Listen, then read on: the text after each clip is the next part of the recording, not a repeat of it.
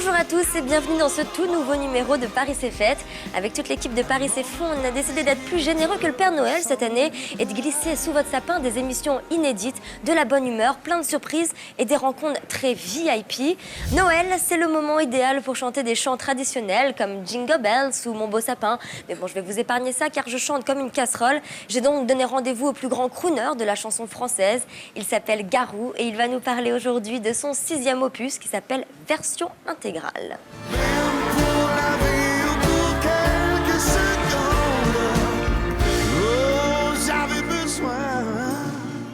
Vous retrouverez bien évidemment tout au long de cette émission mon orchestre de chroniqueurs pour des moments inédits.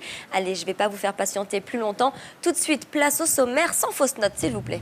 Au menu de cette émission, comme tous les jours, des surprises de taille et des rencontres exclusives. Partez avec Anne Denis en total VIP découvrir le studio Universal, accompagné de son illustre président, Monsieur Pascal Nègre himself. On continuera en musique avec le dynamique collectif 113 qui a accueilli Audrey Sarah pour lui présenter son dernier opus. Et comme tous les jours, n'oubliez pas tous nos bons plans, Valcal et ses cadeaux insolites, la pause luxe de notre reporter Anouta et le coup de gueule du tonitruant Thierry Calmont. Mais avant ça, il est temps de retrouver Marie en compagnie du plus séduisant des Québécois, Garou. Je vous salue, Marie. Oh, Garou, merci beaucoup de nous recevoir chez toi. C'est magnifique. D'ailleurs, j'avais une question à te poser. Quand tu viens à Paris, tu viens toujours à l'hôtel ou tu as enfin investi dans les murs de notre capitale, toi qui es le français, le Québécois le plus français Non, ça fait des années quand même que l'hôtel, c'est pas mal mon refuge. Un mot sur Je garde ma maison au Québec. Au Québec. Je te comprends quand même. Il y a une douceur de vivre qui n'est pas égalable avec celle de Paris. Justement, en parlant des Parisiens, ils ont la douce réputation d'être assez râleurs, agressif. Est-ce que tu t'y es fait Est-ce que tu t'y es fait, Garou, toi qui viens d'un pays où tout le monde est tellement gentil, avec ce sourire contagieux? Si, ça fait des années quand même que je sais quoi prendre et quoi laisser des Français. Au début, ça m'a choqué. Mais quand je suis au Québec, ça me manque. Et quand je suis ici, le Québec me manque. Donc, je suis torturé constamment. Un éternel insatisfait. Oui. Par contre, ton album m'a vraiment satisfaite. Il est magnifique. Je propose qu'on aille en parler. On va s'asseoir, c'est quand même plus sympa. Avec plaisir. Allez, hop. Après toi. Alors, Garou, allez, on va parler de ce petit trésor, ce petit bijou version intégrale, ton 6e album studio. Alors, on peut vraiment dire que c'est du 100% Garou. On retrouve tous les genres que tu aimes bien, que tu affectionnes. Un peu de pop, un peu de blues, un tout petit peu de rock, il y a même de l'harmonica, du piano-voix. Folk, jazzy. C'est un bilan, un peu, cet album? Ouais, un peu. C'est un bilan, mais en même temps, ça aurait pu être un bilan. J'aurais pu le sortir il y a 10 ans, ça aurait été logique aussi. Parce qu'on dirait que c'est... Vu les paroles, on en reparlera. Vu les paroles. Oui, je pense pas que tu aurais eu la même lucidité. C'est personnel, hein, mais la même. T'as raison. Il y a une certaine lucidité, une maturité dans ces textes. Je pense que c'est aussi, c'est personnel encore une fois, mais une petite crise de la quarantaine, non? Non, pas du tout ma crise de la quarantaine, bien que j'ai pas encore les 40 ans. Je m'amuse toujours à dire qu'en fait, j'ai 52 ans de vécu, j'ai 12 ans dans ma tête, et donc j'ai pas d'âge. Mais c'est vrai qu'au niveau des textes, c'est plus mature, ça s'adresse peut-être à un public qui en a vécu. Et en même temps, musicalement, c'est tout ce que j'ai toujours aimé. Donc, quand j'ai commencé à faire des albums, donc j'ai fait Notre-Dame de Paris, on m'a connu avec ça. J'ai attendu 3 ans avant de faire un premier album. Et il y a des choses que je n'osais pas faire. J'avais peur d'être égoïste en faisant tous ces trucs-là. Et finalement, aujourd'hui, je me rends compte que ça fait 10 ans qu'il y a des gens qui me disent « Non, mais on t'attendait plus là-dedans, c'est tout ce que j'aime. » Pourquoi pas? Et donc, le cocktail, il Alors, est bien mixé. Il y a une certaine tendance du moment. D'ailleurs, un de tes amis, Patrick Fiori, vient de sortir un album qui s'appelle L'Instinct masculin. Lui aussi, sans tabou, il parle de ses faiblesses, de sa sensibilité. C'est vraiment à la mode, ça, que les hommes se mettent à se livrer comme ça. Là, dans une de tes chansons, par exemple, je pense d'ailleurs à la chanson, version intégrale, où tu dis, vous me connaissez pas vraiment. Un homme et ses défauts. Mais moi, j'ai toujours été comme ça. Moi, j'ai toujours été comme ça. J'ai jamais eu peur des erreurs. J'ai toujours aimé en faire, d'ailleurs. Parce que même sur scène, des fois, c'est là où on découvre des nouveautés, des trucs nouveaux, quoi. Les plus grandes... Toujours rebelle. Donc, j'ai toujours pensé à réinventer les choses. L'anarchiste, dans le bon sens du terme. Je mettrais le feu à tout pour voir qu'est-ce qui va pousser. T'as quitté l'école pour aller chanter dans le métro, même avec une guitare. C'est quand même assez atypique. Si, donc j'ai toujours aimé... J'ai jamais vu la musique comme étant un véhicule qui allait m'amener dans un monde de pseudo-perfection, d'artiste. J'ai toujours été très franc, très honnête, très authentique dans ce que je fais. Donc maintenant, quand ça se parle en relation amoureuse. Oui, aussi, j'ai toujours été assez Transparent. ouais. Complètement authentique. On va reparler de ce superbe album et de ta carrière, parce qu'il y a beaucoup de choses à dire sur un passé assez mouvementé, Garou. Mais avant ça, comme c'est une émission spécialement consacrée à la musique, je te propose de retrouver notre petite Anne qui est allée fouiner dans une maison de disques. Je t'en dis pas plus, regarde Garou. Puisqu'on est dans une émission spéciale musique aujourd'hui et que j'ai très froid, mais vraiment très froid, eh ben on va se réchauffer en musique. Voilà, c'était Valérie avec ses bons plans assez atypiques et incroyables, on peut le dire. Allez, on va reparler de ton album, donc version intégrale, qui est déjà disponible dans les bacs. Tu t'es vraiment investi à 100% dans cet album. On a parlé tout à l'heure de ton investissement émotionnel, mais il y a aussi un investissement technique, on va dire, que ce soit la réalisation, la production, tu fais des instruments, tu as même écrit des chansons. C'est vraiment ton bébé, cet album, on peut le dire. Mais là, c'est vrai que ça s'est fait naturel, c'est-à-dire que je me sentais libre et je disais encore plus que ce dont j'avais envie. Et j'ai eu la chance de travailler avec Pierre Jaconelli, qui a travaillé avec plein de monde, mais là, qui était hyper ouvert, qui voulait savoir ce que j'aimais. Donc, il est venu chez moi jusqu'au Québec, au bord de mon lac, où on a attrapé des guitares, où j'ai tapé sur n'importe quoi. Je tapais sur un classeur de dossiers, sur un djembé, je sortais l'harmonica. Vraiment, on s'est amusés comme des enfants. Mais tu as écrit certaines chansons de l'album. Il y en a une que j'ai écrite en passant à mes parents, parce qu'on a fêté leur 50e anniversaire de mariage cet été. C'est énorme, quand même. Je ne sais pas, il faut vivre jusqu'à quel âge aujourd'hui pour vivre ça. Je me suis si maman aimée. C'est plus possible.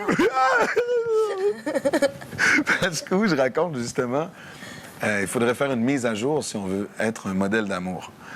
Et un peu encouragé par une phrase de Nougaro qui m'avait marqué, qui n'est même pas dans une de ses chansons, où il disait « J'ai enfin rencontré la femme de ma mort », parce que j'ai souvent rencontré la femme de ma vie.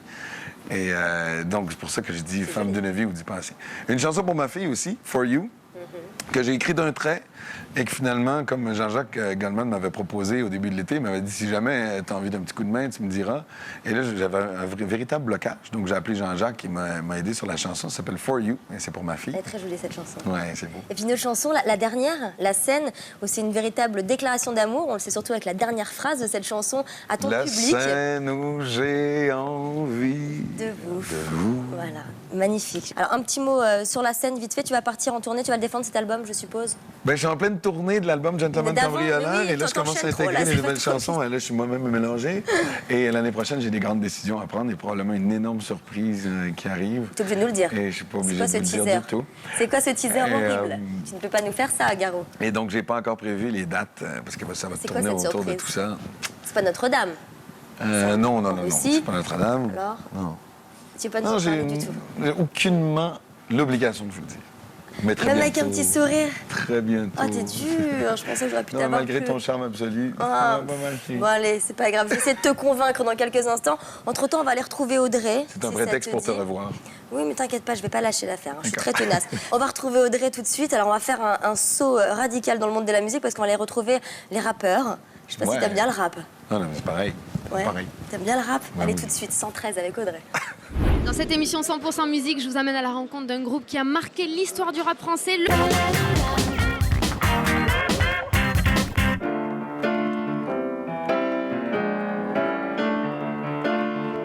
Aujourd'hui, je le sens, je peux venir vers toi. C'est vrai, j'ai mis du temps, ne m'en veux pas. La course a été rude, la chute était fatale. Avec le temps, j'ai lu de ce qui fait mal. Alors même si c'est comme l'autre côté du monde, comme l'autre côté de moi, même pour la vie ou pour quelques secondes, j'avais besoin. J'avais besoin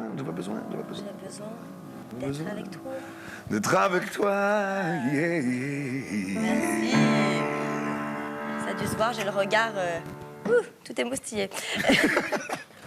Il paraît que tu viens vraiment d'une famille de mélomanes, Garou. On t'a offert ta première guitare à l'âge de 3 ans. Tes parents disaient, mais il a un talent inné, ce gosse. Ils se sont rendus compte tout de suite, quoi, très vite. À 4 ans, il y avait un piano dans la maison et ma mère, elle m'a entendu jouer du piano, des trucs à l'oreille. À 4 ans. À 4 ans. Petit Mozart, Et elle a quoi. dit, mais c'est bizarre, ils jouent déjà des mélodies qu'on connaît. Ils m'ont inscrit à des cours de piano. J'ai fait 1 an, puis j'ai arrêté après. On m'a dit que tu voulais être archéologue au départ. C'est quand même un saut assez immense avec la musique, c'est l'archéologie. Ouais, c'était l'archéologie, mais moi, dans ma tête, l'archéologie, c'était découvrir une nouvelle civilisation et tout ça.